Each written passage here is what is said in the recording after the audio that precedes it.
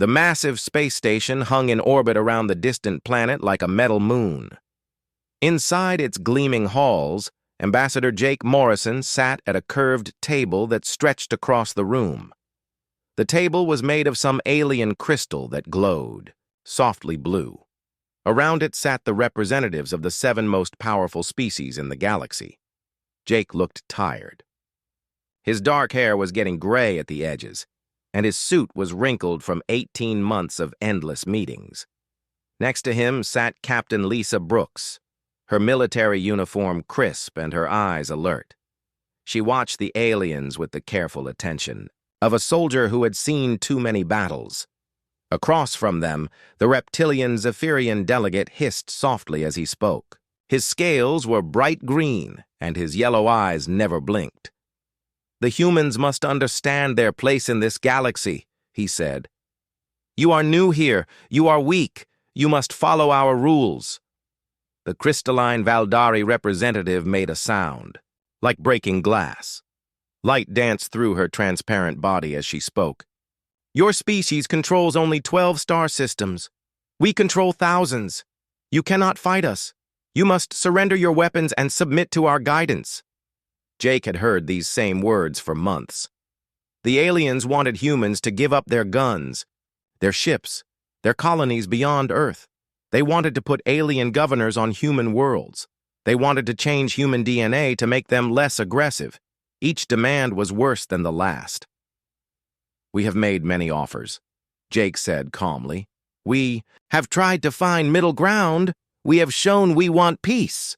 The insect-like Kithra clicked his mandibles. "Your offers are not enough. Humans are dangerous. You fight too much. You must be controlled, or you will bring war to the galaxy." Captain Brooks shifted in her chair. Jake could see the anger in her eyes, but she stayed quiet. That was their agreement. He would talk, and she would watch. The meeting had been going on for 6 hours. The aliens kept making the same demands. They wanted everything and offered nothing in return. They spoke to humans like they were children who needed to be taught how to behave. Speaker This Ka, the leader of the council, raised his clawed hand.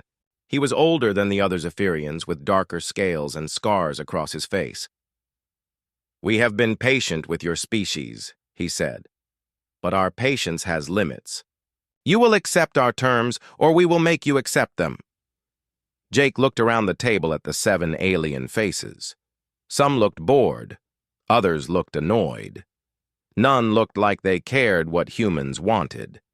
They had already decided that humanity would kneel or be forced to kneel. "What exactly are you saying?" Jake asked.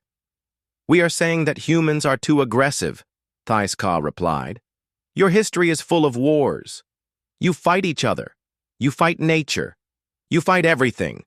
This must be stopped. We have scientists who can change your genetics. We can make you more peaceful, more controlled." The room went very quiet. Captain Brooks's hand moved slightly toward her sidearm before she caught herself. Jake felt something cold settle in his stomach. They weren't just talking about surrender anymore. They were talking about changing what it meant to be human. "You want to alter our DNA?" Jake asked slowly. "It is necessary," the Valdari said. "Humans reproduce too fast. You spread too quickly. You take too many risks. These traits must be removed for the good of the galaxy." Jake stood up slowly. His chair made a soft scraping sound against the floor. The aliens looked at him with mild interest, like they were watching a pet do a trick. "The United Earth government formally withdraws from these proceedings," Jake said. His voice was calm but carried across the room clearly. "We came here seeking peace between equals. You have shown us that you do not see us as equals. You see us as a problem to be solved." The Kithara clicked again. "You cannot simply leave. We have not given you permission to leave." Jake began putting his papers into his briefcase. Captain Brooks stood as well, her movements sharp and military. "We don't need your permission," Jake said. "We are a free people. We will remain free." This Ka laughed, a sound like rocks grinding together. Free? You control 12 worlds. We control the galaxy. Where will you go? What will you do? You need us more than we need you. We will defend ourselves as we see fit, Jake replied. He closed his briefcase with a sharp click. If you want a war, you will have one. But it will not be the war you expect. The alien delegates looked at each other. Some seemed amused. Others seemed confused. None seemed worried. After all, what could 12 human worlds do against thousands of alien worlds? Jake and Captain Brooks walked toward the door. Their security team fell in behind them, 6 Marines in full armor. The aliens watched them go but made no move to stop them. You are making a mistake, Thiska called after them. We offered you a chance to join the galaxy peacefully. Now you will learn what happens to those who refuse our generosity. Jake stopped at the door and turned back. We learned something about your generosity over the past 18 months, he said. We learned that you don't offer peace. You offer slavery with better food. The door slid shut behind them with a soft hiss. In the hallway, Captain Brooks finally spoke. That could have gone better, she said. No, Jake said as they walked toward their ship. That went exactly as we expected it would. Behind them, in the council chamber, the alien delegates were already discussing their next moves. They would give the humans time to reconsider. When that failed, they would send a fleet to remind humanity of their place in the galaxy. It would be quick and easy. Humans were clever for primitives, but they were still primitives. They had no idea what they had just done. They had no idea what humans became when their backs were against the wall. They had no idea that some species could not be conquered, only destroyed. And they had no idea that Jake Morrison had been recording every word of their threats. As the human ship left the station, its crew began transmitting those recordings back to Earth. The message was simple. The talks had failed. The aliens wanted war, and humanity would give them exactly what they asked for. The emergency meeting began at dawn in the secure bunker beneath the White House. President Kate Sullivan sat at the head of a long table surrounded by the most powerful people on Earth. The room was plain and gray, built to survive nuclear war. Today it might need to survive something worse. Jake Morrison stood at the front of the room, still wearing the same wrinkled suit from his journey back from the alien station. Dark circles under his eyes showed how little sleep he had gotten in the past 3 days. Behind him, a large screen showed star maps and alien fleet positions. The Council made their position clear, Jake said. They want complete surrender, not just our weapons or our colonies. They want to change what we are. They want to edit our genes to make us more controllable. General Maria Santos, a small woman with iron gray hair and sharp eyes, leaned forward. How much time do we have? Not much, said Admiral Chris Parker. He was a big man with thick hands and a scarred face from his days as a fighter pilot. Our deep space sensors are picking up alien fleet movements all along our borders. They're not trying to hide it. They want us to see them coming. President Sullivan looked around the table. She was younger than most presidents, only 45. But the stress of leading humanity through its first contact with aliens had aged her. Options? She asked. We could try to negotiate again, suggested Secretary of State Linda Murphy. Maybe if we offer them something else. They don't want something else, Captain Brooks interrupted. They want everything. I watched them for 18 months. This isn't about peace or trade or cooperation. This is about control. They see us as dangerous animals that need to be caged. Dr. Aaron Lopez cleared his throat. He was a thin man with messy hair and thick glasses who looked more like a college professor than the head of Earth's most secret research program. There is something the Council doesn't know about, he said quietly. Everyone turned to look at him. Dr. Lopez rarely spoke in these meetings, but when he did, people listened. His advanced research division had given humanity plasma weapons, faster-than-light travel, and force fields. Without his work, Humans would still be trapped in their home system, Project Prometheus, Dr. Lopez said. We've been working on it for 7 years, ever since we made first contact. We knew this day might come. He touched a control on the table and the screen changed. Instead of star maps, it now showed technical diagrams that looked like something from a science fiction movie. Ships with strange hulls, weapons that bent space itself, and defensive systems that seemed impossible. Quantum stealth technology, Dr. Lopez explained. Ships that can become invisible to any known sensor, weapons that can punch through any shield, artificial intelligence systems that can think faster than biological brains, and other things. Things I can't talk about even in this room. Admiral Parker studied the diagrams with professional interest. How many ships can we field?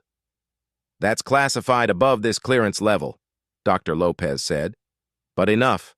More than enough. General, Santos smiled for the first time in the meeting. What about the colonies? Can they defend themselves? Protocol 7 has been in development since the first peace talks began, she replied. Every human world has been building defensive systems and training militias. They're ready. President Sullivan stood and walked to the window. Outside, she could see the lights of Washington, D.C. stretching to the horizon. Somewhere out there, 12 billion humans were going about their daily lives, unaware that their species might be at war within days. There's something else, Jake said. The aliens think they know everything about us. They've had spies in our government, our military, our research facilities. But Dr. Lopez has been feeding them false information for years. Dr. Lopez nodded. Every technology they think we have is actually 3 generations old. Every ship design they've seen is a decoy. Every defensive position they know about is a fake. They have no idea what we're really capable of. Good, President Sullivan said. What about their capabilities? Admiral Parker brought up new images. On the screen, massive alien warships bristling with weapons, space stations the size of cities, fleets that could darken the stars. Individually, their ships are more powerful than ours, he admitted.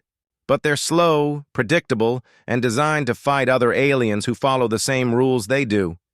They're not designed to fight humans. Captain Brooks spoke up. There's something else. In all my time watching them, I never saw any sign that they understand human psychology. They think we'll panic when we see their fleets. They think we'll surrender when we're outnumbered. They don't understand that humans fight harder when things look hopeless. General Santos pulled up a global map showing military installations across Earth and its colonies. Our forces are ready. Every colony has been fortified. Every ship has been upgraded. Every soldier has been training for this. We've been preparing for war while pretending to prepare for peace. The question is, President Sullivan said, turning back to face the room. Do we wait for them to attack or do we strike first? We wait, Jake said firmly. Let them be the aggressors. Let them fire the first shot. When this war is over, I want the galaxy to know who started it. Dr. Lopez adjusted his glasses. There's one more thing. The Council thinks they're dealing with a single planet of primitive humans. They have no idea that we've been in contact with 3 other species that they've been oppressing. The Terrans, the Helix, and the Free Merchants. They're ready to join us when the fighting starts. President. Sullivan smiled grimly. So we have allies the Council doesn't know about, weapons they can't detect, and defenses they can't penetrate.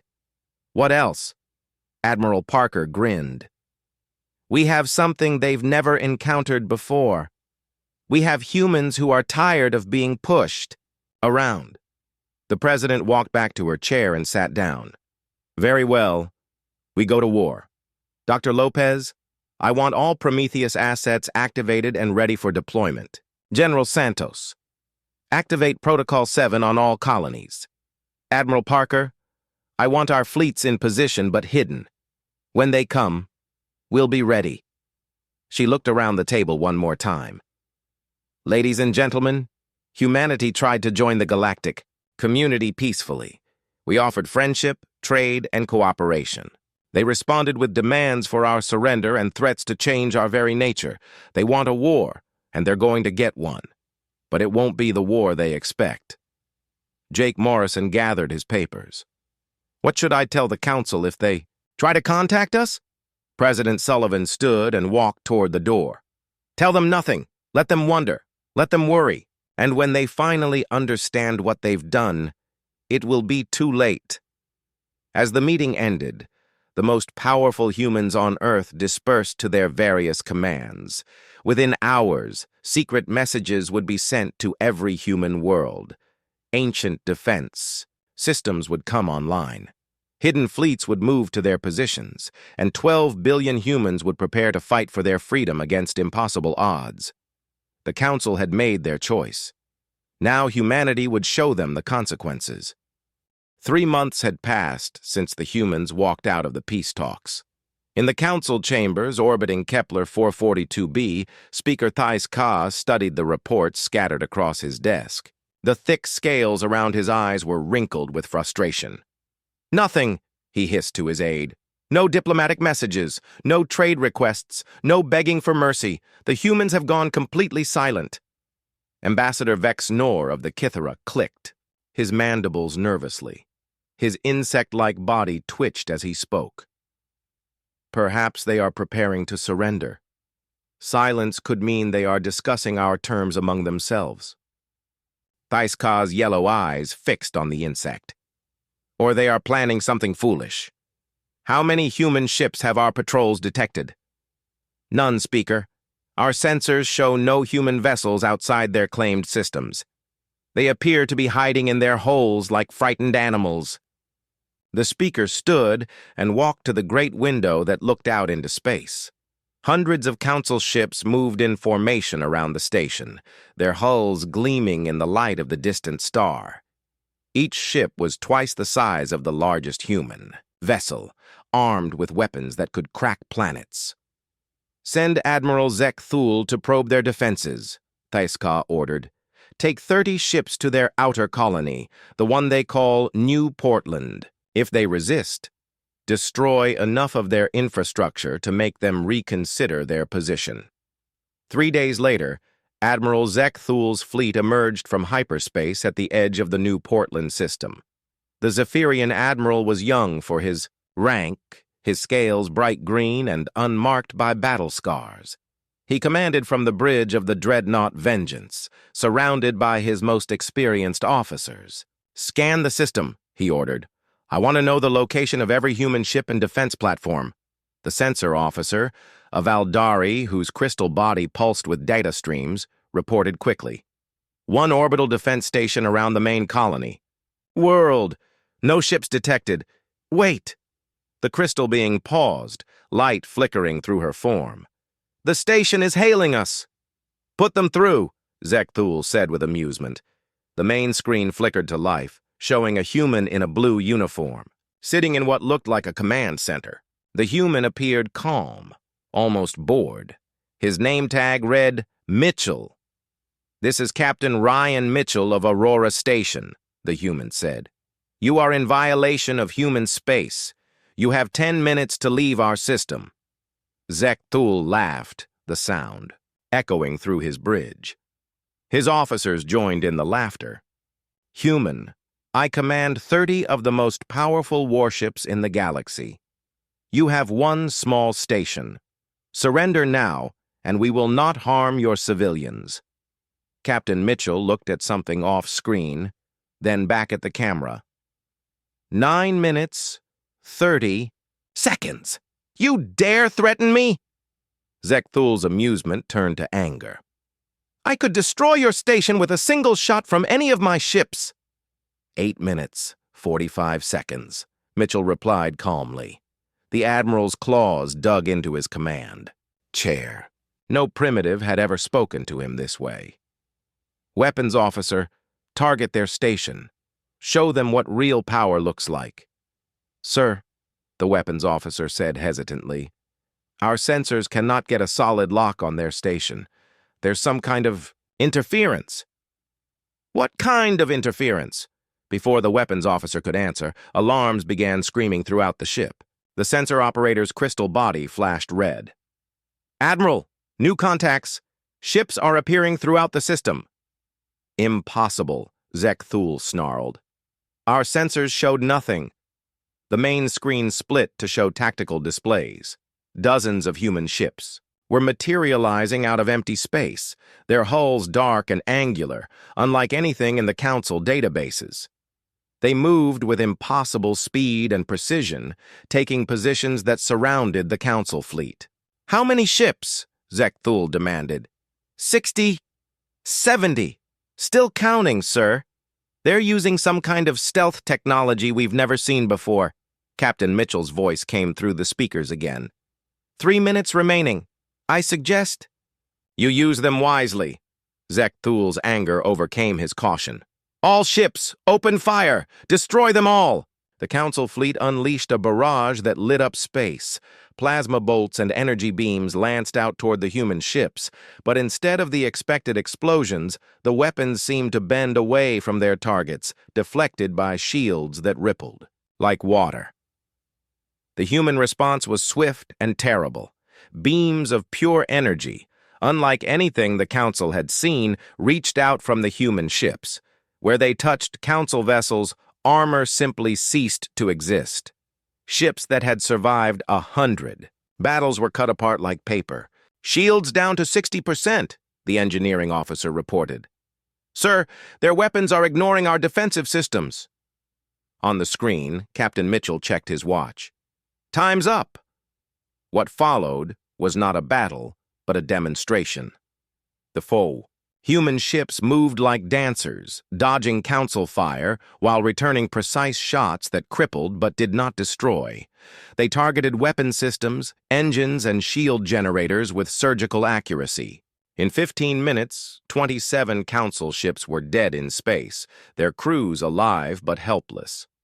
Admiral Zek Thul stared at his tactical display in shock. Half his fleet was gone. The other half was damaged and defenseless. His own ship had lost all weapons and most of its engines. "Admiral," his communications officer whispered, "the humans are hailing us." Captain Mitchell appeared on screen again, still looking calm. "Admiral Zek Thul, you now have a choice. You can take your remaining ships and leave, or you can stay and be destroyed. Either way, you have 5 minutes to decide." "How?" Zek Thul asked, his voice barely a whisper. "How did you do this?" Mitchell smiled for the first time. "We're human. We adapt, we overcome, and we really don't like being threatened." The remains of the Council fleet limped away from New Portland, carrying news of their defeat back to the Council. In the Council chambers, Speaker Thais Ka received the report with growing alarm. For the first time in his long life, he felt something he had not experienced in centuries: fear. 30 ships, he said slowly. 30 of our best ships, destroyed or crippled by a handful of humans. Ambassador Vex Nor's mandibles clicked rapidly. "It must be some kind of trick. Humans are primitives. They cannot have technology superior to ours." But the evidence was undeniable. The humans had weapons and defenses that made Council technology look ancient. They had ships that could appear and disappear at will. And they had something else, something that worried Thais Ka more than their technology. They had shown mercy. They could have destroyed Admiral Zek Thul's entire fleet, but they had chosen not to. That suggested confidence. It suggested that they were not afraid of the Council. It suggested that this had been a warning, not their best effort. For the first time since the peace talks had ended, Speaker Thiskar wondered if the Council had made a terrible mistake, but his pride would not let him admit it, not yet. Instead, he began planning for a larger attack, one that would crush the humans, once and for all. He had no idea that the humans were counting on exactly that response. The emergency session of the Galactic Council had been going on for 6 hours. In the Great Chamber, representatives from 7 species argued with voices raised in fear and anger. The defeat at New Portland had shaken them all. Speaker Thais Ka stood at the center of the room, his scales darker than usual. Around him, holographic displays showed the wreckage of Admiral Zekthul's fleet. Ships that had been the pride of the Council Navy were now twisted metal drifting in space. "The humans used weapons we have never seen," reported General Kexvor of the Kithara military. His insect body clicked nervously as he spoke. "Our sensors could not track their ships. Our shields were useless against their weapons. In 15 minutes, they crippled half our fleet." Ambassador Vel 9 of the Valdari rang like broken crystal as she spoke. "This is impossible.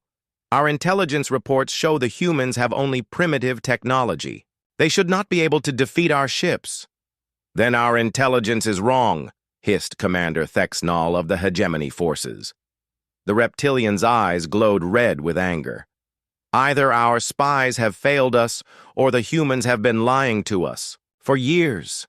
Theskar raised his clawed hand for silence. "We must find out what the humans are capable of. Send probe fleets to their other colonies. Test their defenses. Learn their weaknesses."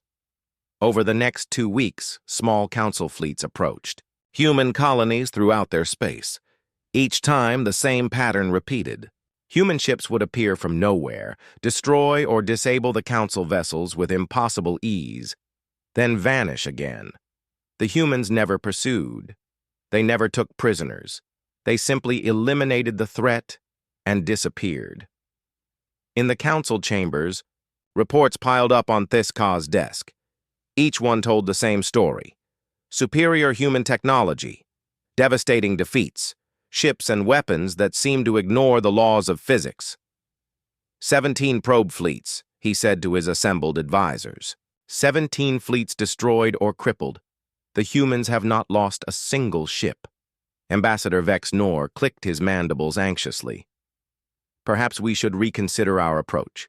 Maybe we could negotiate with them again." "Negotiate?" Thyskar's voice rose to a roar. "We are the Galactic Council. We rule 1,000 worlds. We do not negotiate with primitives who control 12 systems." But privately, the speaker was beginning to doubt. The humans were not acting like primitives. They were acting like a species that knew exactly what it was doing. His worst fears were confirmed when Commander Elena Garcia's final transmission arrived. Garcia had been a human defector, feeding information to the Council for 3 years. Her intelligence had shaped their entire understanding of human capabilities. The message was short and filled with static. Garcia's face was pale and frightened as she spoke. "They knew about us all along. Everything we reported was fed to us deliberately. Every piece of intelligence was fake. They've been playing us for years." The transmission cut off abruptly. When Council agents tried to contact Garcia's network, they found nothing. Every spy, every informant, every hidden sensor in human space had gone silent. It was as if they had never existed. "Impossible," whispered General Kexvor. "We had agents in their government, their military, their research facilities. They cannot all have been discovered, but they had been. Worse, the humans had used them. For 3 years, they had fed false information to the Council spies. Every ship design, every weapon specification, every defensive plan the Council thought they knew was wrong." Theskar stared at the star charts showing human space. 12 systems, that was all. But those 12 systems had just made fools of the entire Galactic Council. "There's more," said Intelligence Director Yextal, his crystal form pulsing with nervous energy. "Our deep space sensors are detecting strange readings near human colonies. Ships moving through hyperspace using unknown propulsion systems.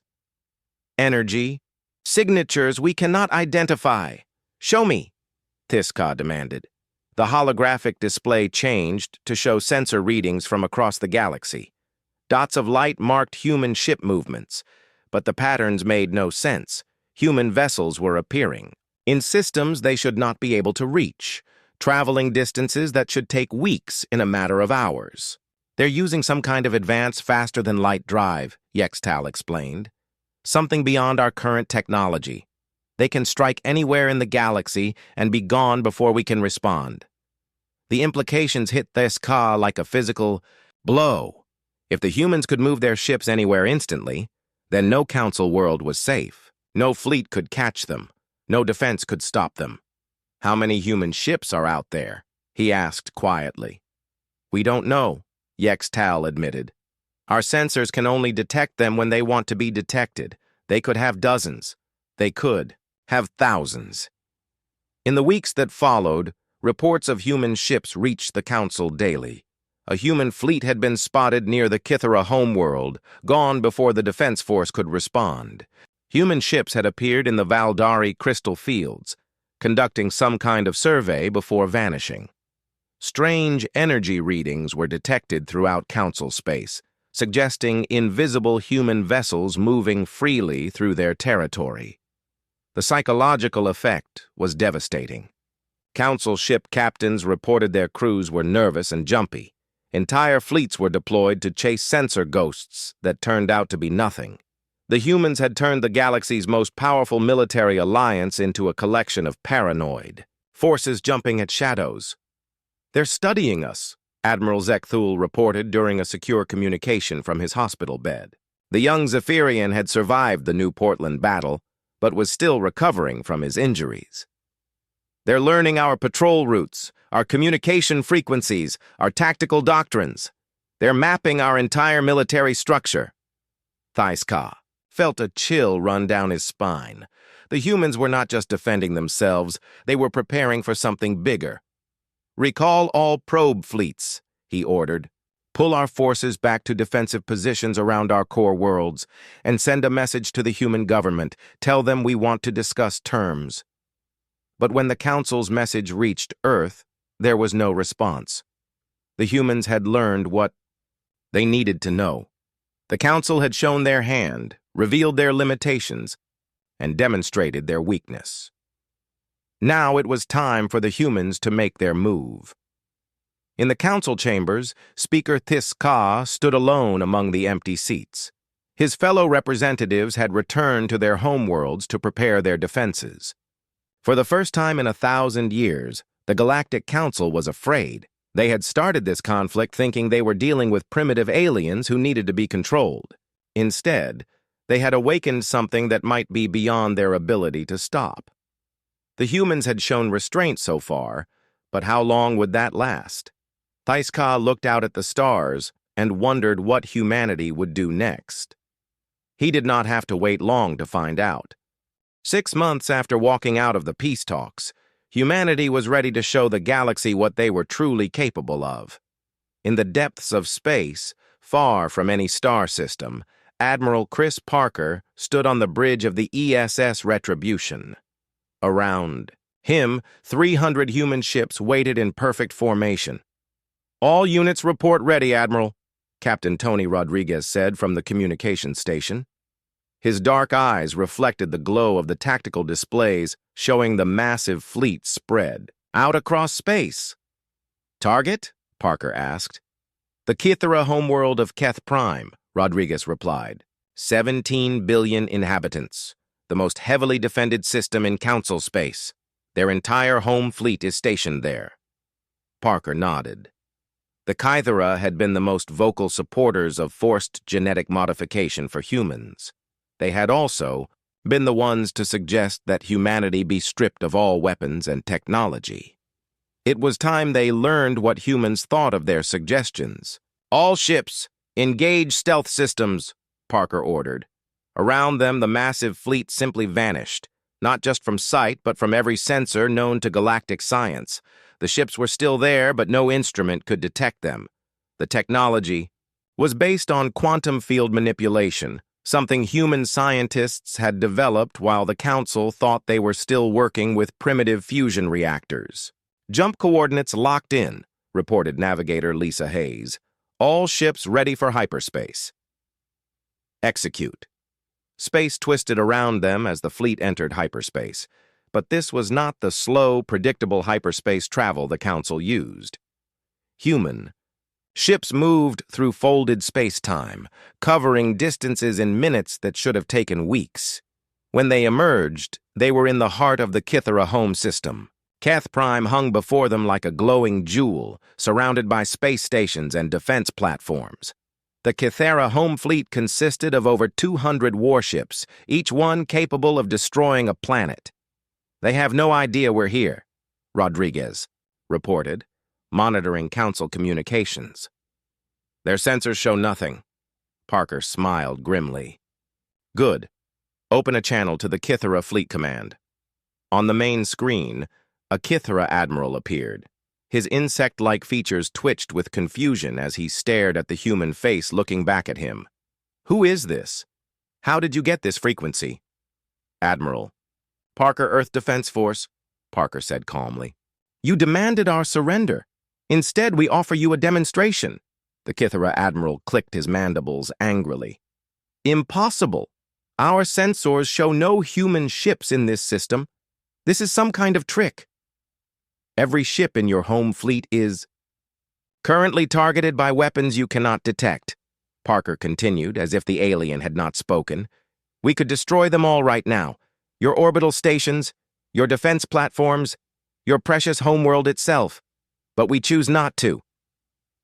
The alien admiral looked at his tactical officers, who were frantically checking their instruments. "Sir," one of them whispered, "our sensors show nothing, but these transmission coordinates are coming from empty space." "Consider this a warning," Parker said. "You wanted to see human nature? This is what we are. We could have destroyed you before you knew we were here, but we chose restraint. Learn from this." At Parker's signal, the human fleet began to decloak.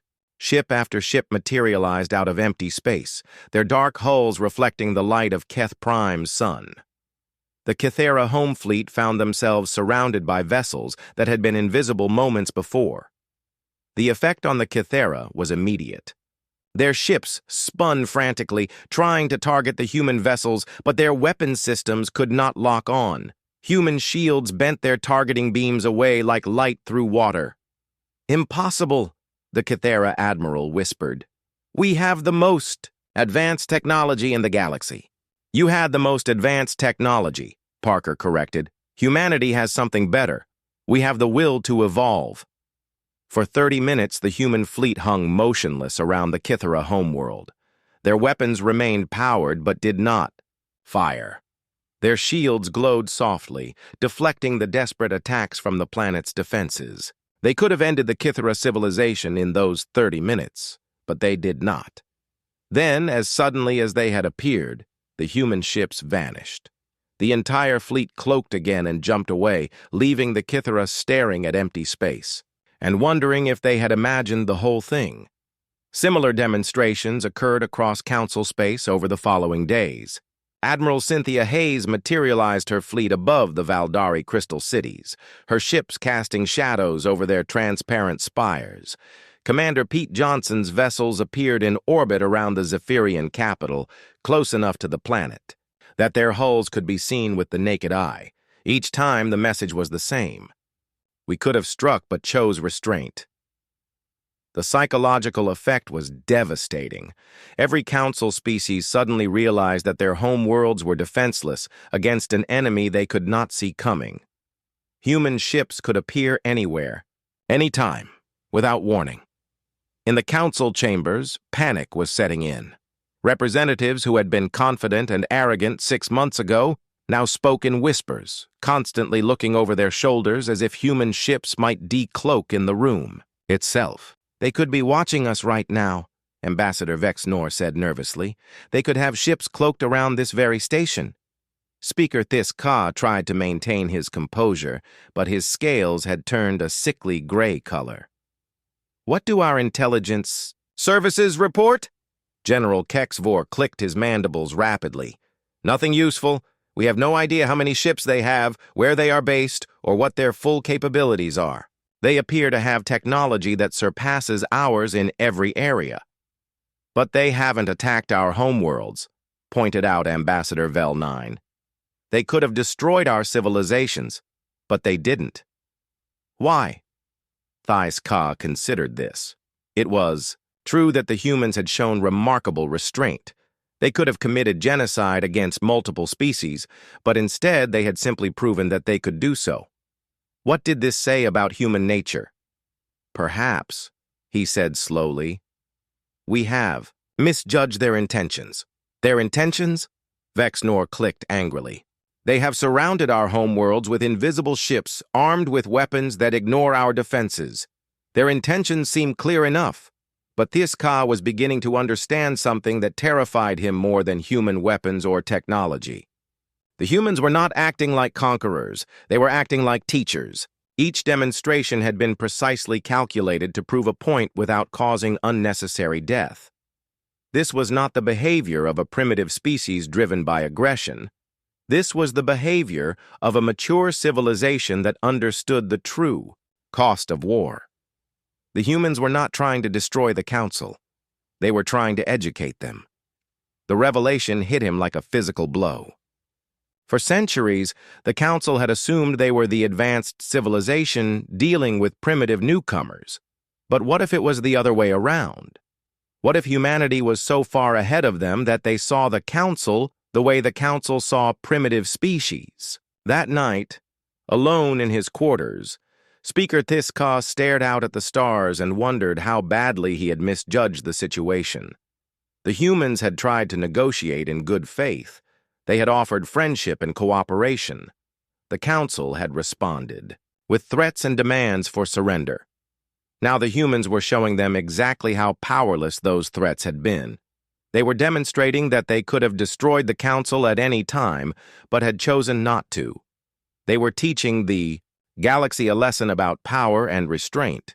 The question was, how much more education were they planning to provide? In the depths of a secret Kithera laboratory, Dr. Vex Keth worked frantically on his most terrible creation. The insect scientist's multiple arms moved rapidly over genetic sequencing equipment, while his compound eyes studied the data streaming across multiple screens. "The plague is ready," he reported to General Vex Krone, the scarred military commander who oversaw the project. "It targets human DNA specifically. Within hours of exposure, their immune systems will turn against them. Death will follow within days." General Vex Krone clicked his mandibles in satisfaction. The human demonstrations had pushed the council into desperation. If they could not match human technology, they would use weapons the humans might not expect. "How do we deliver it?" the general asked. "Stealth ships," Dr. Vex Keth replied. "Our fastest vessels equipped with cloaking devices. They can reach Earth before the humans detect them.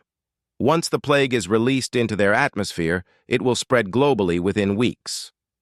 Speaker Thiska had approved the plan in a closed session with only the military commanders present. The human demonstrations had shown that conventional warfare was useless. The Council's technology was inferior in every way. But biological warfare was different. Even the most advanced species needed to breathe.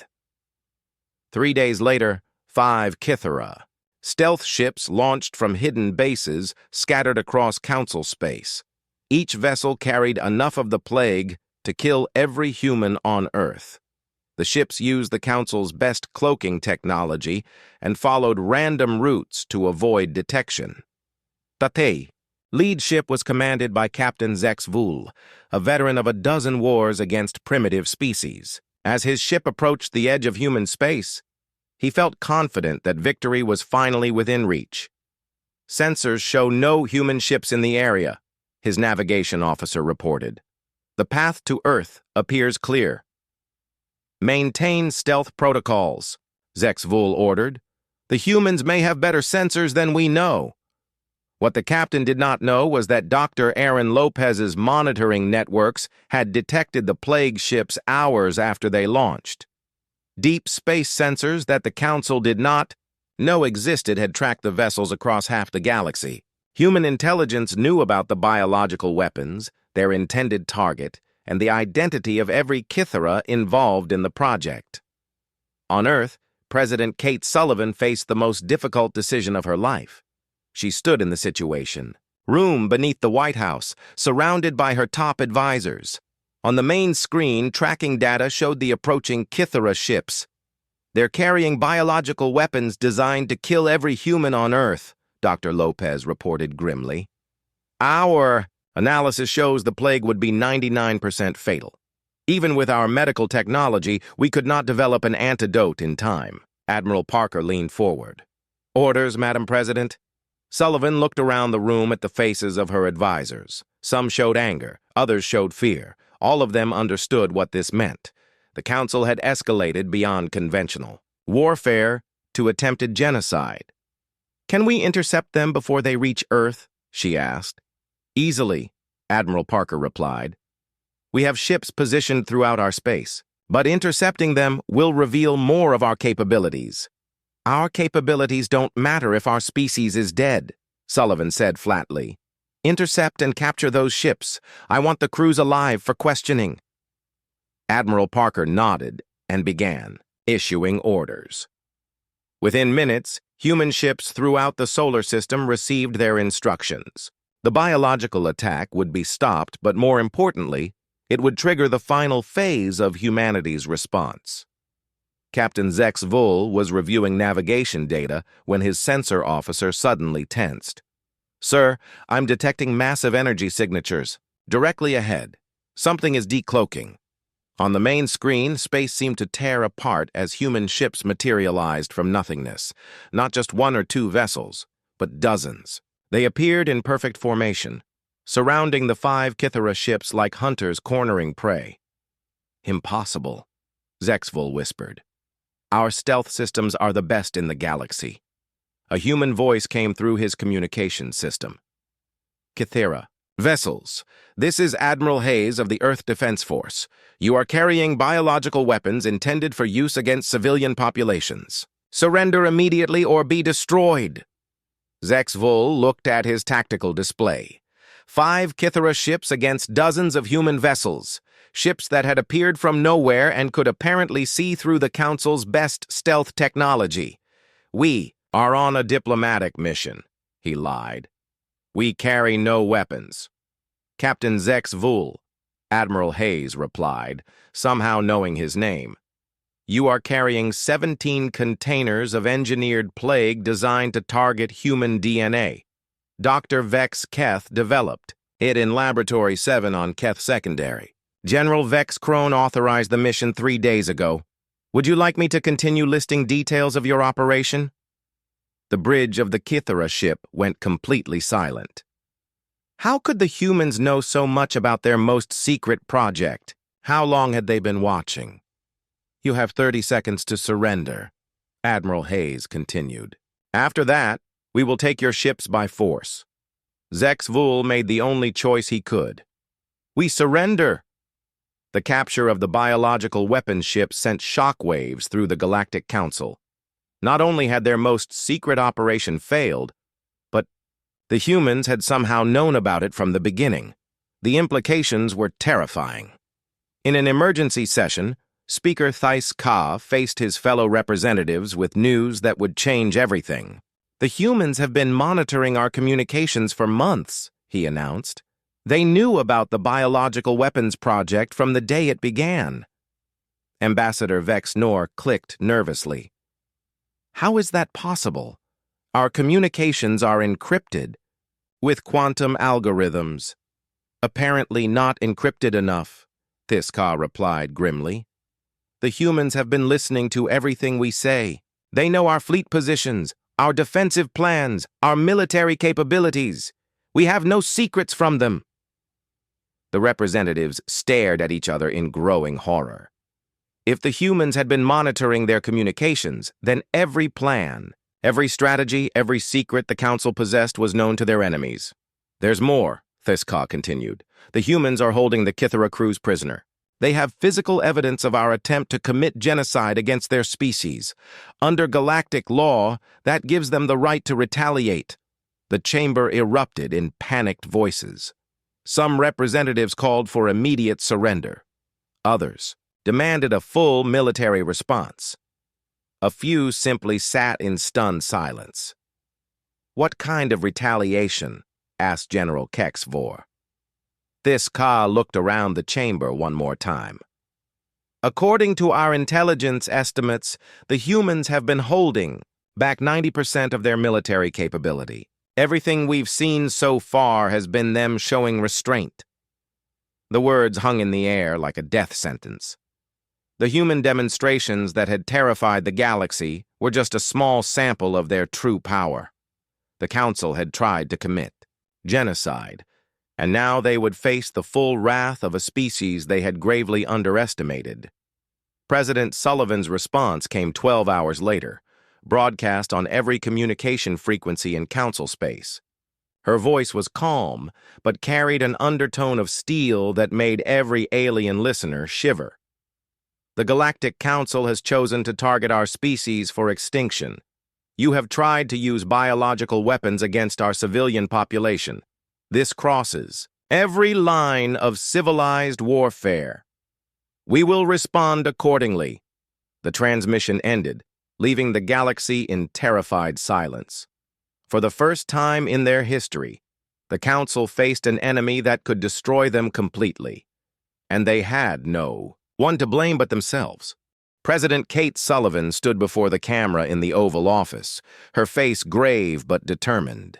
Behind her, the flags of Earth and the United Nations hung motionless. In a few moments, her words would be broadcast across the entire galaxy. Citizens of Earth and beings throughout the galaxy, she began, her voice carrying clearly through space to every inhabited world. The Galactic Council has made a choice that will echo through history. They have attempted to exterminate the human species using biological weapons. This act of genocide crosses every boundary of civilized behavior. She paused, letting her words sink in. On Council worlds, billions of aliens watched their screens in growing fear. For 18 months, we sought peace. We offered friendship, cooperation, and mutual respect. The Council responded with demands for our surrender and threats to alter our very nature. When we refused to submit, they tried to murder our entire species. Sullivan's voice hardened. They have chosen this path. Now they will face the consequences. As of this moment, Protocol Omega is in effect. The Earth Defense Force is authorized to use all necessary measures to protect humanity and eliminate the threat posed by the Galactic Council. The transmission ended, but its impact was just beginning. Across human space, warships that had been hidden for months began to move.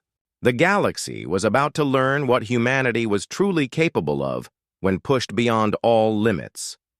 Admiral Cynthia Hayes stood on the bridge of the ESS Vengeance, watching as the largest human fleet ever assembled prepared for battle. Around her, 500 ships hung in the void, their hulls dark against the stars. Each vessel was armed with weapons that could crack planets and shielded by technology the Council could not penetrate. "Target is Terminus Station," she announced to her fleet commanders. "Central command for the Council's military operations, home to their primary naval academy, strategic planning center, and fleet coordination hub. Intelligence estimates 12,000 enemy vessels in the area." Captain Tony Rodriguez, now commanding the destroyer ESS Retribution, smiled grimly. "Outnumbered 24-1, sounds like fair odds." Hayes nodded. The humans had been holding back for so long that their crews were eager to show what they could really do. "All ships, engage stealth systems and prepare for hyperspace jump." The massive fleet vanished from sensors as their cloaking devices activated. Then space twisted around them as they entered hyperspace, using the advanced drive systems that allowed them to cross vast distances in minutes instead of weeks. When they emerged, they were in the heart of Council space. Terminus Station hung before them like a metal moon surrounded by defensive platforms and patrol fleets. The station was the size of a small planet, home to millions of Council military personnel. "Beginning attack run," Hayes announced. "Remember, we're targeting military assets only. Avoid civilian casualties where possible." The human fleet decloaked in perfect formation, appearing in the middle of the Council forces like ghosts, materializing from the void. The reaction from the Council ships was immediate panic. Alarms screamed across their frequencies as captains tried to understand how an entire enemy fleet had appeared in their most secure system. The battle was not really a battle. It was a demonstration of overwhelming technological superiority. Human weapons reached out across space, targeting Council ships with surgical precision. Where the energy beams struck, armor simply ceased to exist. Entire warships were carved. Apart like sculptures, their crews evacuated by automated systems before the hulls were destroyed. Admiral Zek Thule, the Zephyrian who had survived the disaster at New Portland, watched from his flagship as the human fleet systematically dismantled. 3 centuries of Council naval power. His communications officer was shouting damage reports, but Zek Thule barely heard them. "Sir," the officer called, "the humans are hailing us." Admiral Hayes appeared on the main screen, her expression calm despite the battle raging around her. "Admiral Zek Thule, I'm giving you 5 minutes to evacuate your crew to the emergency pods. After that, your ship will be destroyed." "Why?" Zek Thule asked, his voice hollow. "Why give us a chance to escape?" "Because we're not monsters," Hayes replied. "We're humans. We fight to protect our people, not to satisfy our hatred." Around the system, similar scenes played out. Human ships would appear next to Council vessels, give the crew time to evacuate, then destroy the empty hull. It was warfare conducted with a precision and mercy that the galaxy had never seen. On Terminus Station itself, Lieutenant Colonel Sam Turner led a boarding action that captured the Central Command Center without firing a shot. His Marines moved through the station's corridors using technology that made them invisible to sensors, appearing in vital locations before the defenders knew they were there. "Station Command, this is Colonel Turner," he announced over the station's communication system. "We have control of your power grid, life support, and defense systems. Surrender now and your crew will be treated according to the Articles of War." The station commander, an elderly Valdari whose crystal form had lost its luster with age, appeared on the screen. "How? How did you get past our defenses?" Turner removed his helmet, showing a young human face marked by determination rather than hatred. "We've been planning this for 3 years. Every system on this station was mapped by our intelligence services. Every defense was cataloged and countered. You never had a chance." Within 6 hours, Terminus Station was in human hands. The Council's primary military command center, defended by thousands of ships and thought to be impregnable, had fallen with minimal casualties. The psychological impact on the Council was devastating, but the attack on Terminus was just the beginning. Captain Rodriguez led strikes against shipyards throughout Council space, targeting the facilities that built their warships. Commander Pete Johnson's fast attack squadrons hit weapons research centers, capturing advanced technology for study. Admiral Parker himself led the assault on the Council's primary intelligence headquarters, seizing communication codes and strategic plans. Each attack followed the same pattern. Human ships would appear without warning, destroy military targets with precision strikes, capture key personnel and equipment, then vanish before reinforcements could arrive. The Council's military infrastructure was being systematically dismantled, piece by piece. On the Council worlds, panic was setting in. News of the defeat spread faster than the Council could suppress it. Entire populations watched as their supposedly invincible military was torn apart by an enemy they had dismissed as primitive. Speaker This Ka stood in the emergency command center that had been hastily established after the fall of Terminus Station. Around him, his remaining military commanders tried to make sense of reports that seemed impossible. 70% of our fleet destroyed or captured, General Kexvor reported, his mandibles clicking with stress. Our shipyards are gone. Our research centers are in human hands. Our communication networks are compromised. How long before they attack our homeworlds? This Ka asked. They could attack them right now, Kexvor replied. We have no effective defenses left. Our remaining ships are scattered and demoralized. If the humans wanted to destroy our civilizations, they could do it today. This Ka stared at the tactical displays showing the devastation of Council military power. 3 weeks ago, he had commanded the most powerful military force in the galaxy. Now he commanded the remnants of a broken alliance. "Send a message to Earth," he said quietly. "Tell them we want to talk." But even as he gave the order, Thiska knew it was too late. The humans had tried to talk 18 months ago. The Council had chosen war instead. Now they would have to live with the consequences of that choice. In the depths of space, human fleets continued their systematic campaign. Every military base, every weapons facility, every symbol of Council power was being methodically destroyed. The galaxy was learning that some species, when pushed too far, became something beyond dangerous. They became unstoppable. 1 year after humanity had walked out of the peace talks, the same chamber that had seen their humiliation now witnessed their triumph.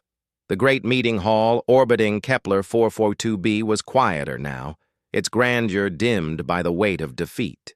Speaker Thiska entered the chamber alone, his once proud scales now faded to a dull gray. His government had fallen after the military disasters. His fleet was scattered wreckage floating in space. His species looked to him to somehow repair the damage his arrogance had caused. Across from him sat Ambassador Jake Morrison, but the power dynamic had completely reversed. Where once Thiska had lounged confidently while humans begged for reasonable terms, now the Zephyrian leader sat stiffly as Morrison reviewed documents with casual authority. Behind Morrison stood Captain Lisa Brooks, now promoted to General, and Admiral Chris Parker, whose fleets controlled most of the galaxy's strategic locations. They watched the alien delegation with the calm confidence of victors who had proven their superiority beyond all doubt. "Speaker Thiska," Morrison said without looking up from his papers, "I understand you have something to say." The fallen leader struggled to find words that had once come so easily. "The Council requests new negotiations. We seek to end this conflict." Morrison finally looked up, his expression neutral. "Conflict? Is that what you call it when you try to commit genocide against my species?" Thiska's claws dug into the table. "That was a mistake. The military acted without proper authorization." "The military acted under your direct orders," Admiral Parker interjected. "We have the communication records. We know exactly who authorized the biological weapons attack." The silence stretched painfully. Thiska had forgotten that humans had been monitoring Council communications for months. They knew everything. President Kate Sullivan's image appeared on the main screen, broadcasting from Earth. Behind her, the rebuilt Council chamber where human representatives now sat as equals among the galactic powers showed the new reality. "Speaker Thiska," Sullivan said formally, "you asked for these negotiations. The United Earth government is prepared to discuss terms, but first, let's be clear about the current situation." The screen changed to show star maps of the galaxy. Large sections were now marked in blue, indicating human-controlled space. The Council's territory had shrunk dramatically. "In the past year," Sullivan continued, "humanity has liberated 14 species from Council oppression. The Terrans, the Helix, and the Free Merchants have joined the Human Alliance. 12 additional species have requested our protection from Council aggression. We now control 47 star systems and maintain defensive alliances with 63 others." Thiska stared at the map in growing horror. The Council had once dominated the galaxy with their 1,000 worlds. Now they controlled fewer than 300, surrounded by human allies and restricted to a fraction of their former territory. "Our terms are simple," Morrison said, placing a datapad on the table. "Complete Council withdrawal from all disputed territories. Recognition of human sovereignty over all claimed space. Reparations for the attempted genocide against our species, and the establishment of humanity as an equal member in galactic affairs." "Equal?" Thiska's voice cracked. "You want to be treated as equals?" General Brooks leaned forward. "Speaker, we've been beyond equal for some time now. We're offering you partnership instead of conquest. That's more generous than you were to us. The terms were harsh but not impossible. The council would survive, albeit greatly reduced. Their military would be limited but not eliminated. Their species would continue to exist, which was more than they had planned for humanity. Why? Thaiska asked, finally. Why offer us anything? You could destroy us completely. Morrison exchanged glances with Admiral Parker before answering. Because that's not who we are. Yes, we could wipe out your civilizations. We could turn your worlds into glass. We could hunt down every member of your species until none remained. But we won't. We're not conquerors, President Sullivan added from the screen. We're builders.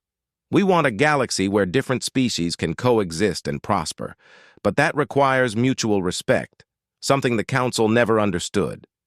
Thiska looked around the chamber where he had once held absolute power. The other Council, representatives had refused to attend, leaving him to face humanity's judgment alone. His own people blamed him for the disaster that had befallen their civilization. The Council representatives who authorized biological warfare will be tried for war crimes, Morrison continued. Those who cooperated with our investigation will receive reduced sentences. Those who continued to resist. He let the sentence hang. The implication was clear. General Vex Krone and the other military leaders who had planned the genocide were already in human custody. Their fate would serve as a warning to others who might consider similar actions. What about the other species? Thaiska asked. The ones who joined your alliance? Admiral Parker smiled for the first time in the meeting. They're free. For the first time in centuries, they can govern themselves without fear of Council interference. Some have chosen to align with us. Others prefer independence. We respect their choices. It was a concept foreign to Council thinking. For 1,000 years, they had imposed their will on weaker species, demanding tribute and obedience. The idea that powerful nations might allow smaller ones to choose their own path was revolutionary. I need time to consider, Thiska said weakly. You have 72 hours, Morrison replied. After that, we proceed without the Council's cooperation.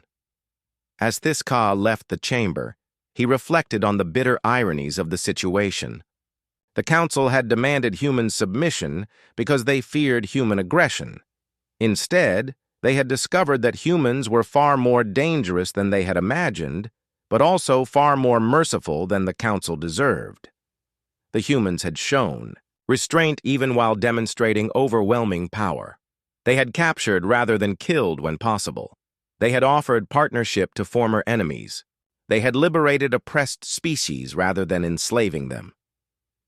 3 days later, Thiska returned to the chamber and signed the treaty that formally ended the Council's dominance of the galaxy. As he pressed his clawed hand to the document, he thought about the moment 18 months earlier when Jake Morrison had walked out of these same negotiations. The Council had assumed that superior numbers meant superiority in all things. They had believed that age and experience guaranteed wisdom. They had thought that fear was a substitute for respect. They had been wrong about everything. As the signing ceremony concluded, Morrison approached the fallen speaker. There's something you should understand, he said quietly. We never wanted this war. We came to you in good faith, seeking friendship and cooperation. You chose conflict instead. Thiska met the human's eyes. What will you do now? Morrison looked out through the great windows at the stars beyond. Human ships moved among them in orderly patrols, maintaining the peace that the Council had failed to preserve. We'll do what we've always done, Morrison replied. We'll build something better. We'll explore new worlds, develop new technologies, and help other species find their own paths to prosperity. But we'll also remember this lesson. What lesson? Morrison turned back to face him. That some freedoms are worth any price. That some principles cannot be compromised. And that sometimes the only way to preserve peace is to be prepared for war. As Thiska watched the human delegation leave, he understood that the galaxy would never be the same. The Council's age of dominance was over. A new era had begun, one where cooperation replaced conquest and respect replaced fear. The humans had won more than a war. They had won the right to reshape galactic civilization according to their own values. And perhaps, Theskar thought with something approaching hope, that might not be such a terrible thing after all. In the vast emptiness of space, human ships continued their patrols, guardians of a new order built on the simple principle that all species deserved the chance to choose their own destiny. The galaxy had learned, at terrible cost, that some lessons could only be taught by those strong enough to enforce them, but wise enough to show mercy. The age of humanity had begun,